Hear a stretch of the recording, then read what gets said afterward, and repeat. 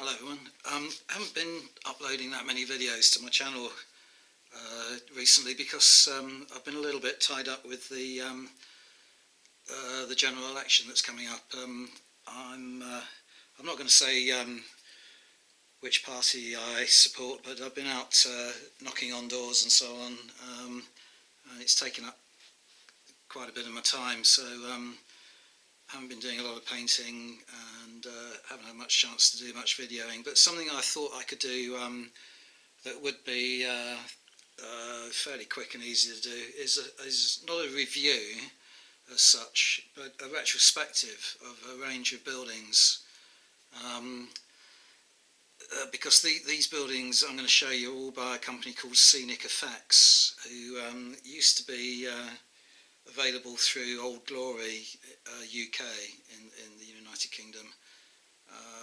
They had quite an extensive range. They were very pricey, which might be one reason why you don't see them so much. But the range is now sold through, in the US this is, through a company called Monday Night Productions, and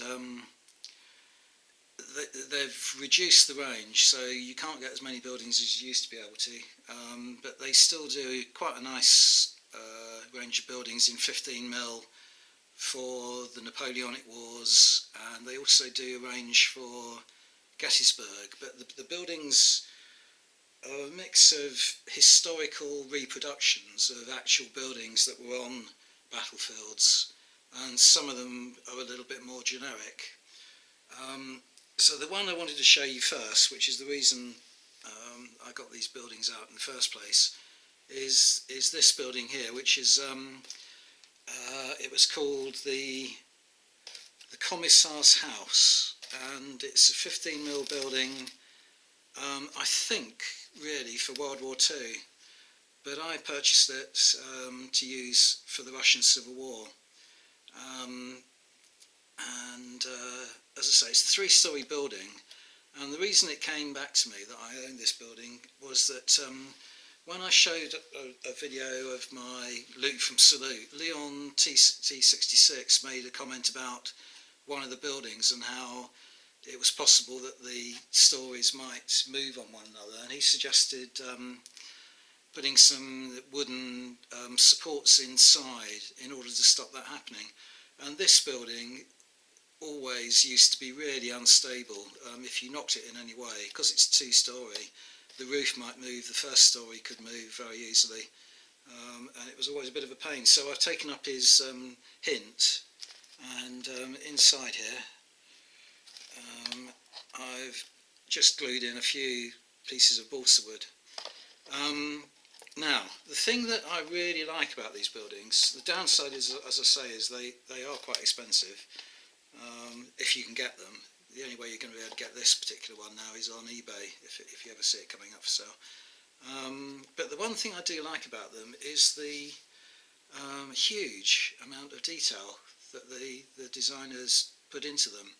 I ought to say first of all that they're described by Monday Night Production as being resin, but I don't know if you can hear that. I would have said this is more like a kind of polyurethane. I don't know. It's very lightweight. It's not at all heavy. Anyway, yeah, the amount of detail in them. The first floor, not particularly. It's just got a timbered floor, a chimney place, that kind of thing. But inside the ground floor, there's all kinds of detail. There's a room there which is clearly has been used as the jail, and there's even, can you see that? It might be a bit too dark. Yeah, sorry, because it's quite strong daylight outside, it's in a lot of shadow. But there's even a little skeleton that's obviously been left to, the body's been left to decompose in there, chained to the wall. On the outside of the building, where's it gone? There's a post there which is obviously an execution post, so that wall is used for firing squads. It's just nice. Although they just go that extra mile to give you a little bit more detail. So anyway, that was the commissar's house, no longer available. Oh yeah, sorry, I ought to say as well, I got up to give you an idea of the scale, that you've got this door here, which is a double door, which you could sort of use to pretend that a vehicle was driven inside. So that area there could easily be one where you could take a police car in, and then the prisoner could be taken out of the car in secret and put in the cell. But I've got a little 15mm car here from the Russian Civil War, or the First World War period. There, that gives you an idea of the size and the width of the door and so on. So it's a nice little piece. Okay, now Monday Night Productions, as I say, they didn't take over the whole range, but they do most of the Napoleonic and American Civil War buildings that were in the original Scenic Effects range, and I've got a few of them. Anyone who knows anything about the American Civil War will recognise this building. I just need to take the camera back a little bit in order to get the whole thing in shot. So this is the Lutheran Seminary from Gettysburg. I think it's an absolutely gorgeous model. Zoom in and show you a bit more of the detail on it. Unlike that other building I showed you, it doesn't have detachable floors or anything like that. It's just one solid piece, but on the tabletop it really is you know, an eye catcher. So I was really pleased to get this, and this is still available through Monday Night Productions.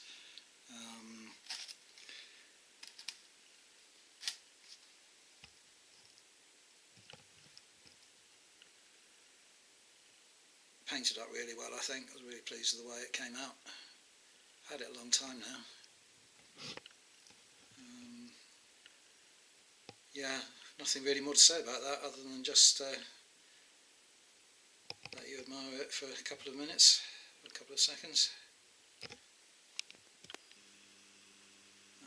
I've still got a lot of other buildings from the American Civil War period that I've never even got around to painting up. So, for instance, that was what their logo looked like originally. This one here is Gettysburg 3. So this is the Thompson House, which was General Lee's headquarters. The buildings that are actually based on historic buildings have been very well researched. So I don't know how much of that you can see in there, but they are historically accurate as far as I can tell from pictures. Sorry, no idea how that got in there. I'm sorry.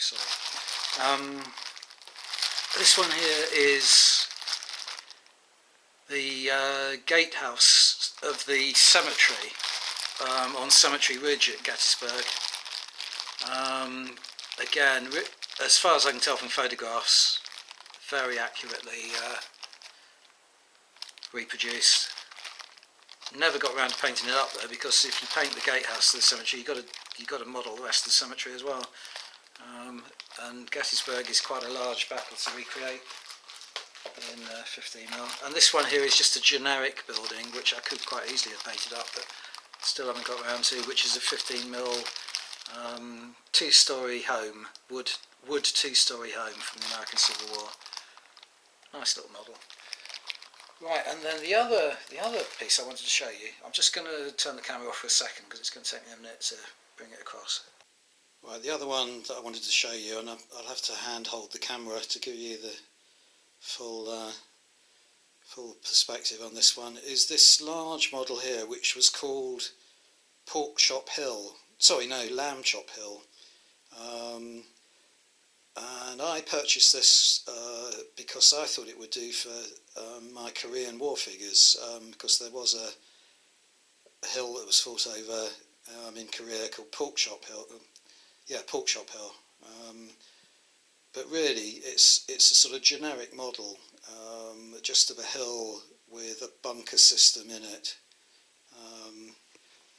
I've textured it a little bit as well, so I've not only painted it, but I put a sort of textured paint on it as well to give it a kind of rougher surface. And never really been able to play that many war games involving this piece of scenery.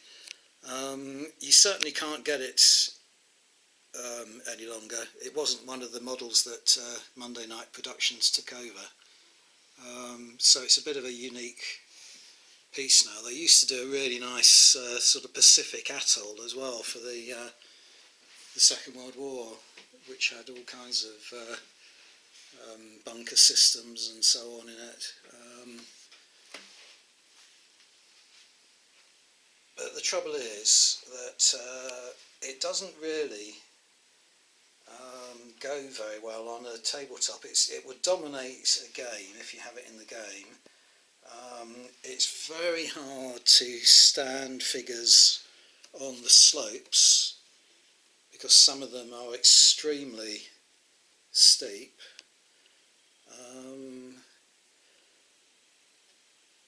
It's got the same problem with this upper surface moving, and with this it would be quite hard to put wooden bolsters in, because as I'll show you in a minute,